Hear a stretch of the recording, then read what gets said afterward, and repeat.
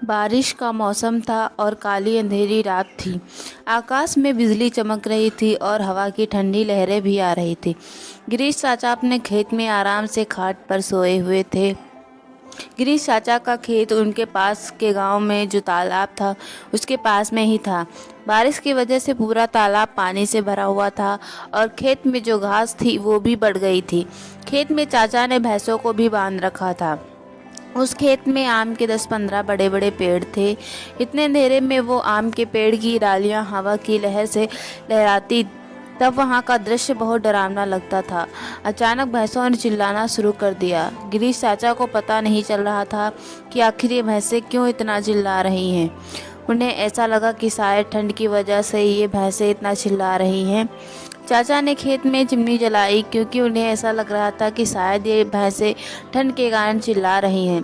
चाचा ने जैसे ही चिमनी जलाई कि उस चिमनी के उजाले में उन्होंने देखा कि उनके खाट पर कोई बैठा है, लेकिन चाचा को पता नहीं चला कि वो कौन था। चाचा थोड़ा आगे अपनी खाट की ओर जाते हैं और देखने की कोशिश करते हैं कि वो कौन है। थोड़ा आगे जाकर देखने से चाचा को इतना पता चला कि वो कोई स्त्री है, लेकिन अभी भी गिरीश चाचा को वो नहीं पता चलता है कि आखिर ये स्त्री है कौन। इतने अंधेरे में चाचा को डर लग रहा था। डर की वजह से उनका शरीर भी कांपने लगा था। ऊपर से आकाश में बिजली भी हो रही थी और उस समय जो वातावरण था वो बहुत डरावना था। गिरीश चाचा वैसे तो बहादुर थे, लेकिन आज उन्हें भी डर लग रहा था।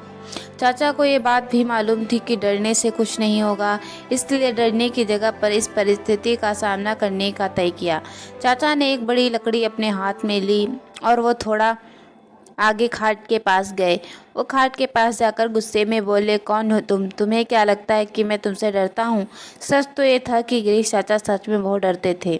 चाचा का ये गुस्सा देखकर वो स्त्री खड़ी हुई और बोली, क्या तुम सच में मुझसे नहीं डरते हो?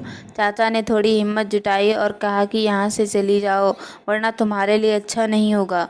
वो स्त्री बोली, अब तू मुझे मेरे ही घर से निकालेगा? यहाँ पर तो मैं कई वर्षों से रह रही हूँ, यहाँ तक कि मेरा बचपन भी यहीं गुजरा है।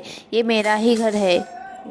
ये सुनते चाचा का डर और गुस्सा दोनों ही शांत हो जाता है। गिरीश चाचा को अब लग रहा था कि मेरे सामने जो औरत खड़ी है मैं उसे पहचानता हूँ। फिर भी चाचा ये सोच रहे थे कि आखिर ये है कौन। चाचा ये भी सोच रहे थे कि अगर मैं इसको जानता हूँ तो ये इस वक्त इतने भयानक रूप में क्यों है। अचानक चाचा को याद आ जाता है कि ये तो जया है। जया मेरी बड़ी बहन। बचपन में मैं और जया साथ में ही खेलते थे और साथ ही साथ खेत का काम भी किया करते थे। अब गिरीश चाचा को पूरी बात समझ में आ गई थी। ये जया के बचपन की बात है। जब जया 15 साल की थी तब वो इसी खेत में एक दिन कुछ बच्चों के साथ खेल रही थी और वो खेलते खेलते एक डाली से दूसरी डाली पर छलांग लगा रही थी। जया जिस डाली पर बैठी थी वो डाली अचानक टूट गई और जया मुंह के बल नीचे गिर गई। ये सब देखकर बच्चों ने चिल्लाना शुरू कर दिया। बच्चों के चिल्लाने की आवाज़ से गांव के बड़े लोग वहां पर पहुंच गए और जया को उठाकर अस्पताल ले गए थे, किंतु तब तक काफ़ी देर हो चुकी थी।